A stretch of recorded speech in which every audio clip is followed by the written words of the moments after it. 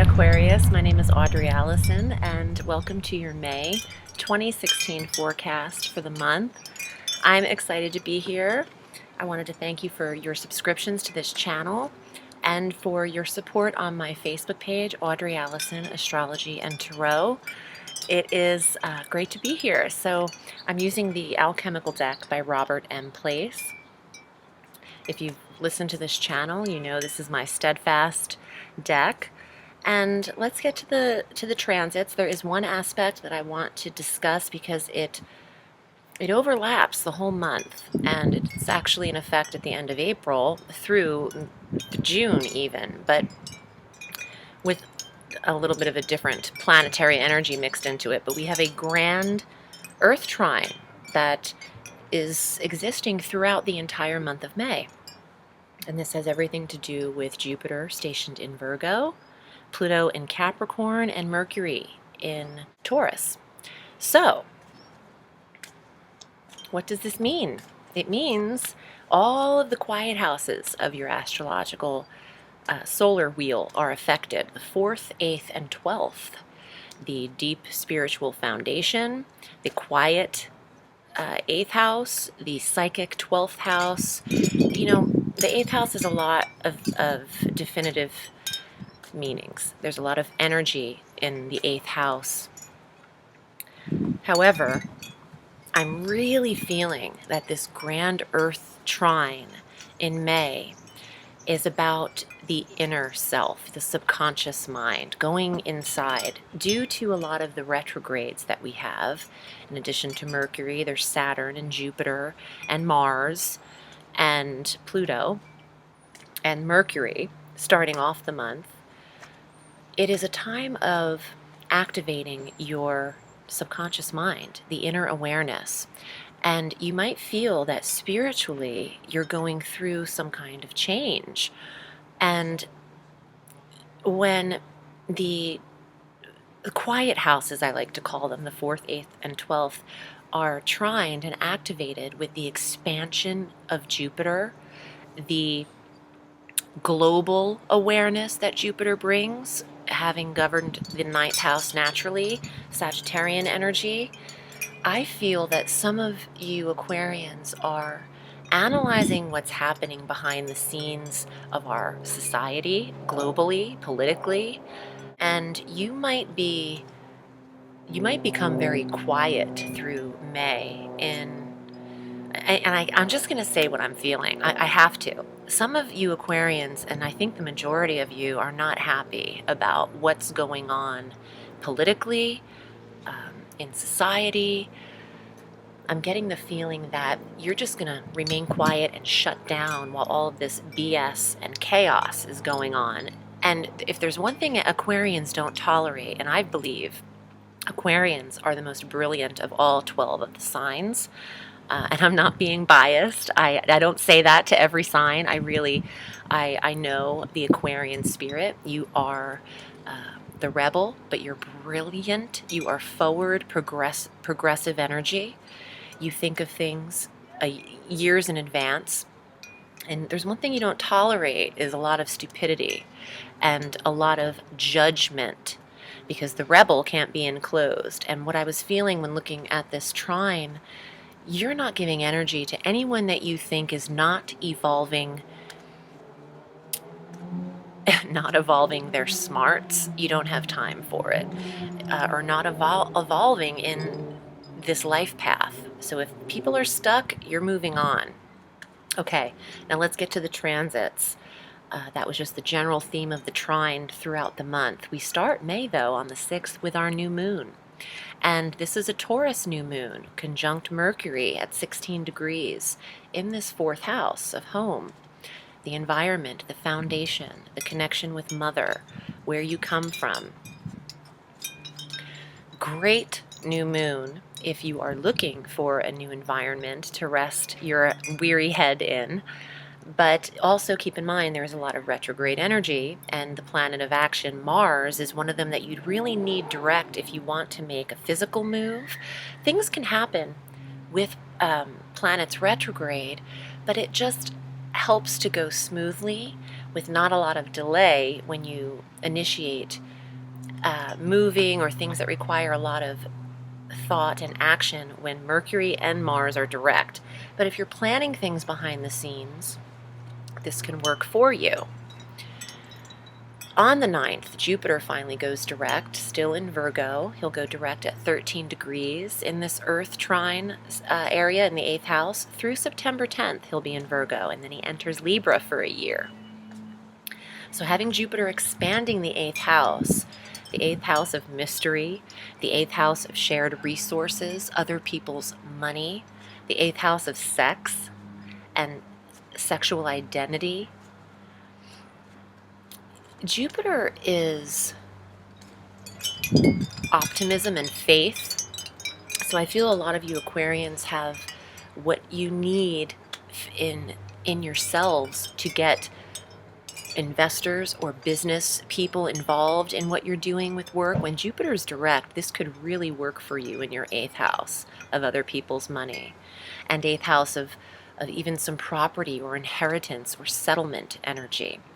Jupiter's expansion and big, so big properties, big monies can start to develop with him direct, even more so. When he's retrograde, it doesn't take away from that that energy, but it just slows it down a little bit. So you still have a lot of blessings in this sector through the 10th of September, Aquarius. And on the 20th, the sun enters Gemini every year through this year through June 20th. I was born on June 21, but the sun was in Gemini still at the time that I was born by 2 minutes. So this year, I'm noticing that the sun enters Cancer on 6/20. So if I were born this year, I'd be really considered a Cancer. I love this kind of specific time and numbers. It can be really predetermined down to the second. Anyway, this is impacting when the sun enters Gemini. This is impacting the 5th house. Yay, fun, pleasure, leisure, excitement. What are you passionate about, Aquarius? Where's your romance? Because the sun in the 5th could see that occur. On the 21st, a day later, we have our full moon at 1 degree of Sagittarius. And this is in the 11th house of goals and friendships and clubs and groups and organizations, maybe bringing an ending to a club that you're joined up in. The full moon is bringing closure. Maybe you're ending a friendship or a connection that you've outgrown. Like I say in some forecasts, that's okay to do. You don't have to feel guilty or judgmental of yourself if you feel relationships are going in a separate direction. People sometimes aren't meant to go the same path together at the same pace forever. Sometimes you know people for certain amounts of time. It just depends. So when I see a full moon in the 11th, I think, okay, well, they're ending a club, they're ending a term or a membership, or they have to renew a gym membership, or they have to decipher whether or not they even want to be involved in what this group is anymore. Or it just might be you're done with some friends or a friend that is dead weight. On the 22nd, consecutively again, a lot of transits. Mercury's finally direct on the 22nd.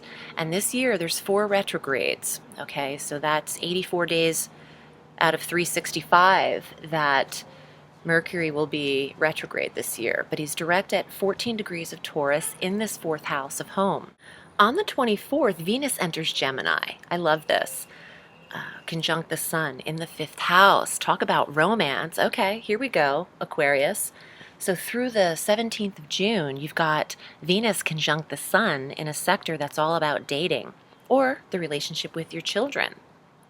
Even female children is very positive with Venus conjunct this. Well, male and female, it doesn't matter. The sun is masculine, Venus is feminine. There's harmony with Venus, a smoothing over of the sector where Venus is in the 5th house of fun, in the 5th house of gambling.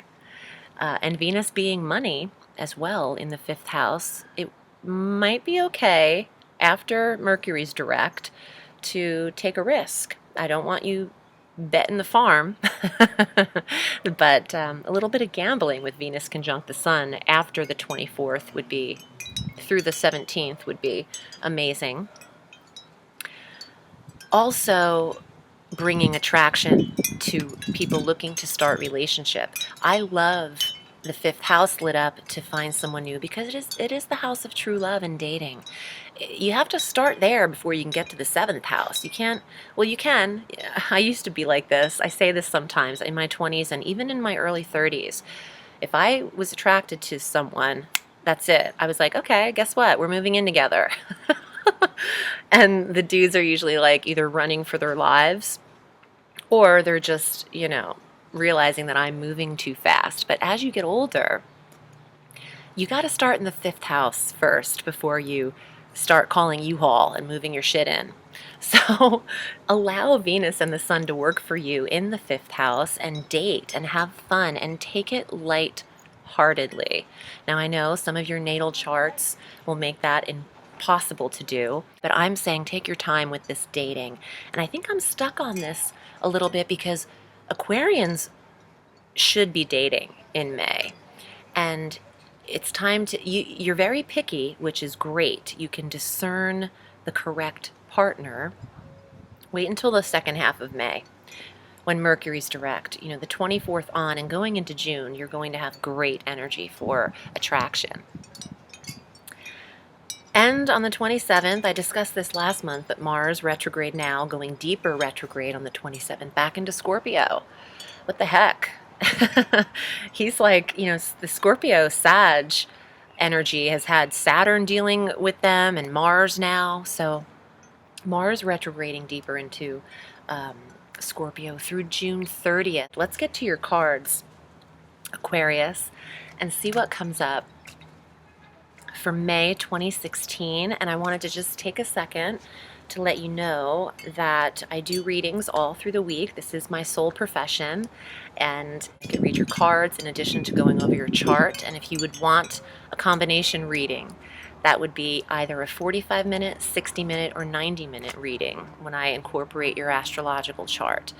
Some people get confused and select a 10-minute reading or a 30-minute reading and think that that's long enough for an astrological reading, but it's not. I need more time with you, and there's a lot of preparation that goes into the charts. I'm a medium. I'm a clairvoyant, and I do channel. When I look at your chart, I write so much down from our phone call together that there's a lot of preparation. So 10 minutes doesn't do it justice, so we need to go longer. But if you're interested, I'd love to read for you. You would just book with me on my website, audreyalison.com. And once I see your commitment via PayPal, I will respond to you. Okay, Aquarius, your cards are thoroughly shuffled. Let's see what comes up for you for May 2016. First card, beautiful, the moon. Ooh, it's getting windy. The moon, intuition, and you see how that moon is new? So on the 6th of May, you have your new moon in Taurus. And this is in the 4th house of home too. So maybe a new residence. Maybe it is about new property for you, or going back to your roots. Oh, no, this is relocation. Yes, honey, this is the Knight of Wands.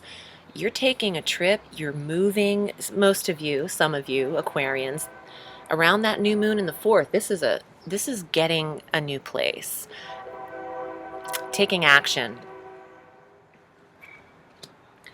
You also have the Queen of Cups, psychic intuition, a water sign female, Cancer, Scorpio, Pisces. I want to say your own intuition is going to guide you to the right place for those of you who are seriously moving. And the Ace of Coins, a new source of health or wealth, and a payout, receiving, the 8th house, Jupiter direct in the 8th. I love that. You could receive a settlement. 8th house of settlements, but also the lump sum, the Ace of Coins, getting paid what you're due, and Judgment. basically, Aquarian, I'm getting that some of you have received money, inheritance in the 8th house from people who have passed. Family, or receiving inheritance with the 8th house, and then discerning, they're two very psychic cards, discerning internally about your move, I think, with the new moon on the 6th of May in the 4th house of home and environment. You might spend this settlement money on a down payment. You might settle all of your debts. You might pay off your creditors with some money.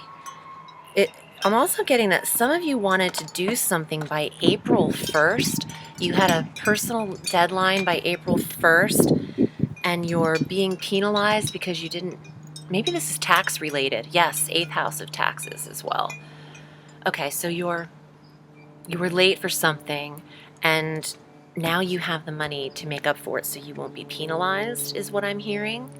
So you're paying your debts, you're settling up, and you're also reevaluating your environment, which is really strong in the cards with the Knight of Wands, the card of relocation.